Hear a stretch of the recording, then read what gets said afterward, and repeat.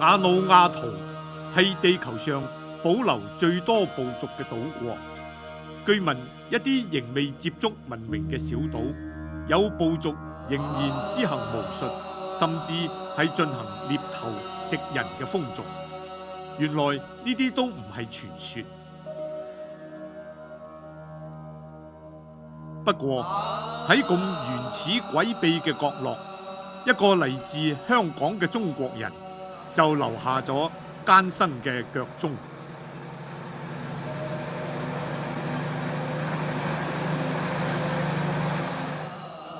呢個香港人鍾英成寫下繁榮書式，深入土人村，同土人甘苦與共，嘗盡生命中最大嘅考驗同試煉。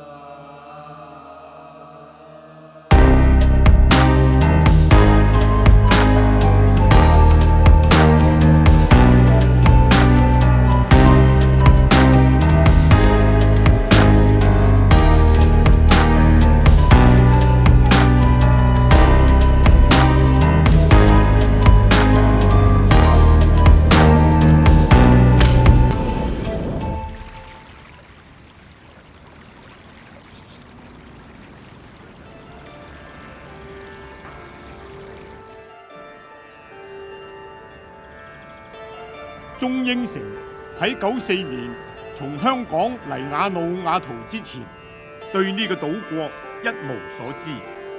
然而佢對呢個陌生嘅島國卻心懷沉重嘅抱負，就係透過創造文字而為佢哋締造文明。例如佢哋可以寫信啦，可以用自己嘅話嚟寫信啦。另外我哋亦都有好多嘅有呢啲文字嘅時候咧，變咗佢哋覺得佢哋好似多嗰個民族尊嚴裏面好似多咗一啲嘢咁樣。人嘅尊嚴源於擁有自己嘅文字，更源於被接納與尊重，不嫌棄、不歧視，共同生活，正係呢個寫下書式生活嘅香港人所必須堅持。所以鍾英成不但冇選擇住喺華人聚居嘅市中心，反而同佢太太 Loretta 住喺遠離人煙嘅呢條偏僻小村落 Angulu。不過正係太太同子女並肩作戰，令佢嘅抱負添加更沉重嘅壓力。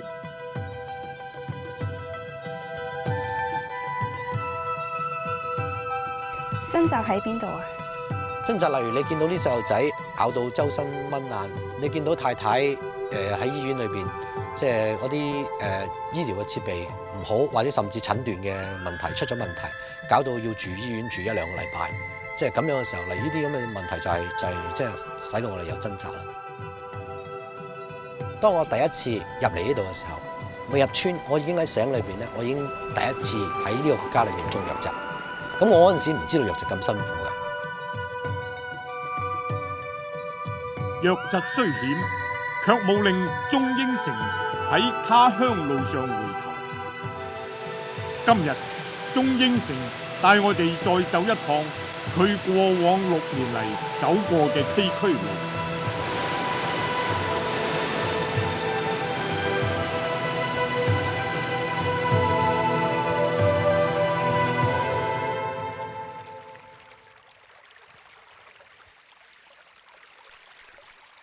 通常嚟講咧，我就有本地人帶嘅，因為咧每一次條河落完雨之後咧，條河都唔同噶，啲路都唔同噶，所以一係就你認啲人啲腳印咯，跟住人啲腳印行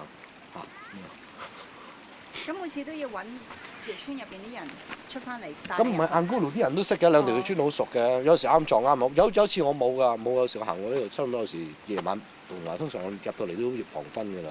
咁有時我都喺度，好似蕩失路咁㗎。不過你終於都揾到人嘅呢度。路途遙遠，水深難行，我哋再冇辦法驅車前行。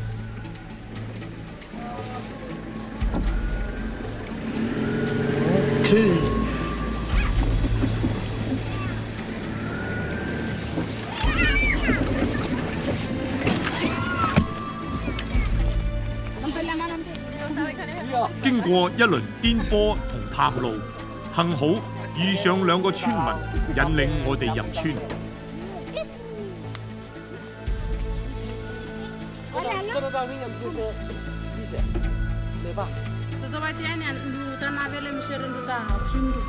啊！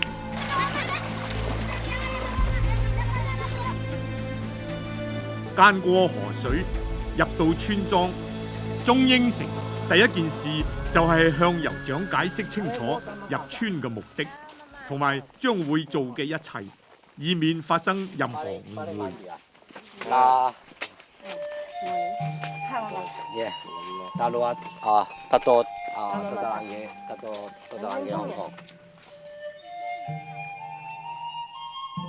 呢條曾經採行食人風俗嘅村落，6年前正係呢個香港人喺他鄉嘅居所。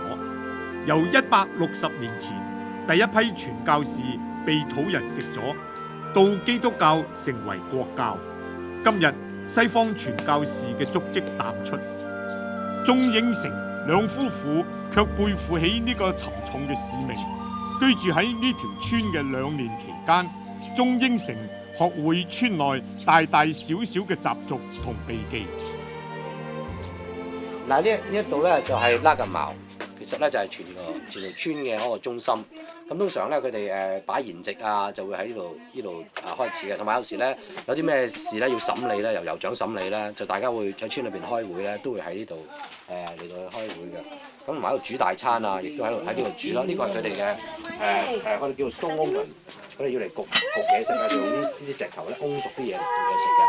咁咧同埋佢哋都有習俗啦。喺呢個裏邊咧，例如最大陣仗一次咧，就係酋長個媽媽過身，咁咧就有成10日咧，啲人咧酋長嗰個家族唔做嘢嘅，咁咧就全部就喺呢個喪禮。同埋佢哋除咗呢度死咗之後喪禮食一餐之後咧，跟住佢哋10日又食一餐，跟住50日食一餐，100日食一餐，所以成日都食。另外咧就細路仔出牙又食啦，細路仔出世又食啦。咁成人啦，後生仔要出鬍鬚嘅又食啦。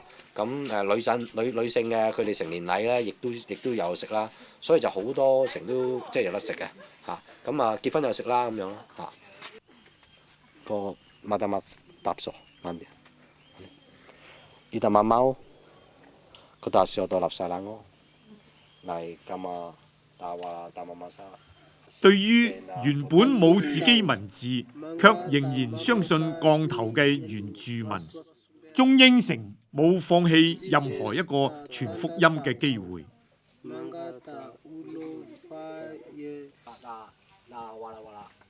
但係對於呢個仍然只係以布條蔽體嘅老村民，福音對佢顯得遙遠又抽象。破舊嘅茅屋雖然連一紙一筆都冇，但係中英城仍然努力用土語同圖像同佢分享聖經嘅故事。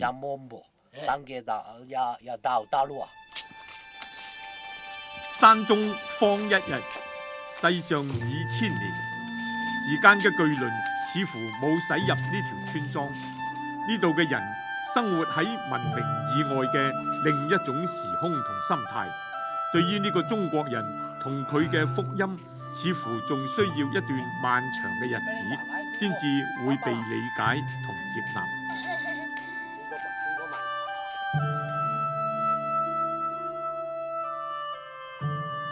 使命雖重，但係中英城只能輕裝上路，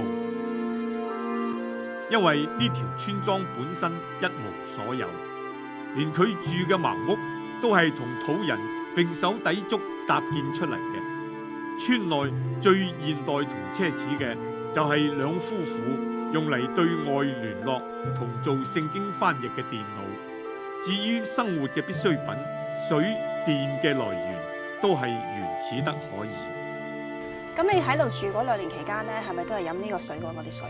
我嚟嗰陣時，呢個水缸未整好㗎，咁我哋咧就用買幾塊呢啲星鐵皮啦，咁就整條槽，就收落將啲水咧雨水收落個水桶度，咁我就飲個水桶嘅雨水。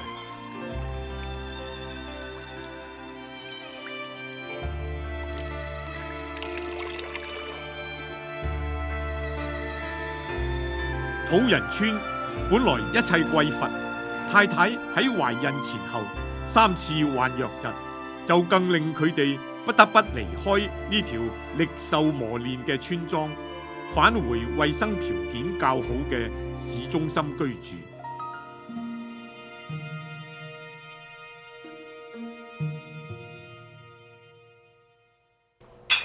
震驚啊！我諗最初見啲人唔係着咁多衫，咁有啲唔係好慣啦嚇咁樣，同埋即係有陣時佢哋食嘅嘢啊，例如有啲食啲蟲啊，咁我哋都覺得即係我哋都唔係覺得唔自然啦。最初佢都唔係好慣咧嘅時候咧，佢沖涼嘅時候咧，喺度學沖涼嘅時候咧，好多人圍住睇佢沖涼。好似你即係你覺得好似喺動物園有隻 hippo 走上嚟咧，個個圍住你睇咁。即係大家，我哋開頭就會覺得，我尤其是女性啊，就即係好唔慣，即係成日都有人望住你啦。即係除咗你瞓覺嗰陣時候，冇乜人睇你。因為我哋間屋有個窗口嘅，咁我哋打開窗口咧，成日都會有人伏喺度睇住你嘅行動嘅。即係冇乜私隱啊！冇私隱權啊！即係你可以考慮，即係可以想象下啲小朋友隨時隨刻都圍住你啊，摸你啊，因為好少機會去見呢類型，即係外人啊。我哋係外人嚟㗎，你叫我哋做白人啊，雖然我哋唔好白，佢都叫我哋做白人，因為你少見，咁佢哋覺得我哋好得意，成日都跟住我哋摸我哋。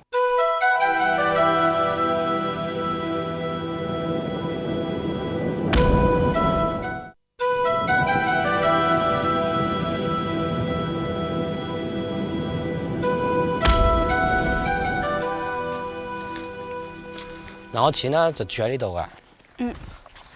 而家咧俾風咧打爛，即係吹爛咗之後咧，間屋咧吹爛咗屋頂之後咧，後來佢哋都一件一件將嗰啲嘢咧再拆就攞走晒㗎啦。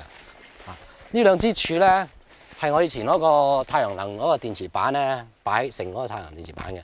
除咗佢之後咧，留翻之後咧，乜嘢都睇唔到嚟而家，咩殘跡都睇唔到，可能淨係有啲石頭仔喺度啦。咁我哋以前喺度種少少菜啊咁樣咯。天災雖然摧毀咗佢哋喺村內嘅一切，但係始終摧毀唔到佢哋嘅夢想。村內嘅家園被摧毀4年以嚟，鍾英成仍然經常跋山涉水返嚟村內，繼續佢未完嘅願望，就係睇下由自己親手翻譯嘅聖經係咪能夠被土人所理解。來幫你manga。到底係誰？給你少啊？哦，manga，巴林，你先拿少啊？巴林個單嘢3部，單位打落宿呀，巴林啊，快些啦！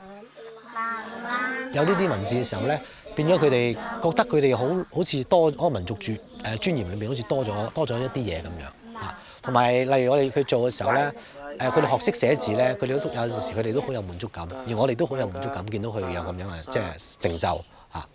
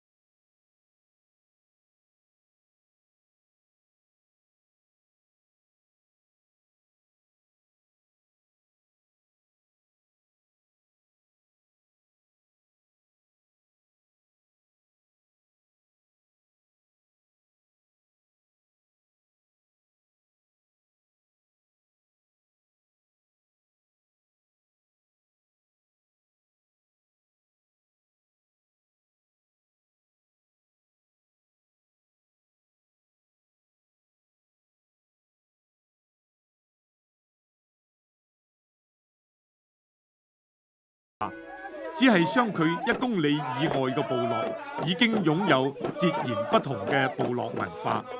為咗對土著文化有更深嘅理解，鍾英成喜歡走訪不同部族。昔日傳教士冒死宣教，終於令土人放棄食人同施行巫術嘅風俗。然而佢哋嘅生活習慣始終根深蒂固。好似呢種每逢節慶儀式或者貴賓嚟臨嘅時候都會做嘅飯菜，粒粒而家仍然盛行。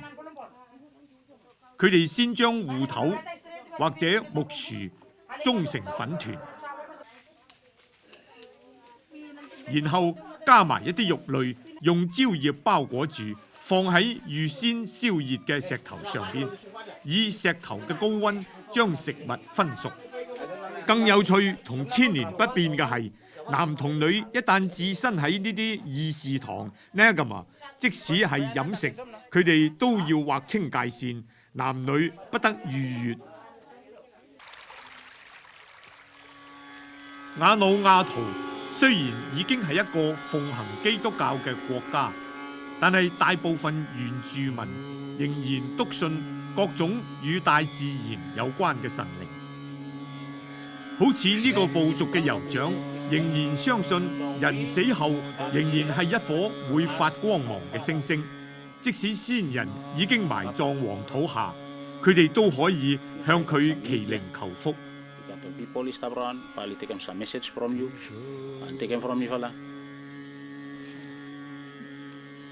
好似呢個替人治病嘅巫醫，佢哋仍然相信幾塊樹葉亦可以治病。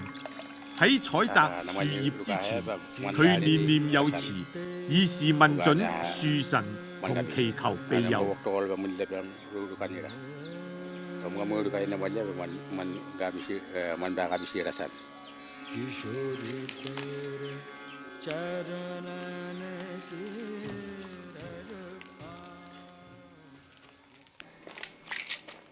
喺土人村生活嘅日子，鍾太因為匱乏嘅醫療條件而經常患病，即使搬到市中心居住，佢仍然要自備一個齊全嘅藥櫃。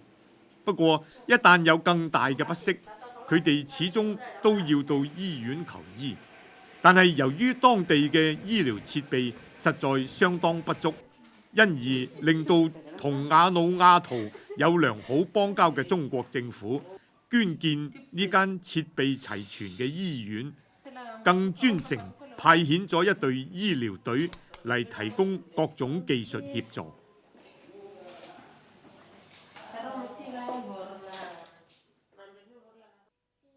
山圖落後嘅教育令鍾太不假外求，而採用家庭教育。至於上堂嘅班房就係凌峰嘅睡房，而佢嘅同學就係自己嘅玩具。即日好同學。咁好啦，喺學校咧上學之後，我哋會做啲乜嘢啊？祈禱完之後做乜嘢？唱歌。來咩啊？來唱歌。食呢啲。點解啊？喺呢度拿牌子。咁咧，我介紹下啦，呢個就係我仔嘅壁布板。咁咧就最主要咧，而家都係我教我仔啫，即係我個女咧就而家都係歲半。咁所以咧我改佢個名叫海豐幼稚園咧，因為我個女叫鍾海玲，我仔叫鍾凌峰。咁咧我就用佢哋兩個名字咧就整咗個幼稚園名。咁希望咧將來都係得教佢兩個咁多好啦。每個月凌峰最雀躍嘅日子就係跟媽媽嚟到影視店租卡通片，似乎呢個就係凌峰接觸新奇事物嘅唯一渠道。我中意睇呢個啊！細路睇過近排先。相對於首都維拉港，中國人眼中嘅山圖係一個死埠。喺市中心大街赤住腳，只以布條蔽體嘅土人，即使赤條條橫坐喺路上，都唔會惹起一絲異樣嘅眼光。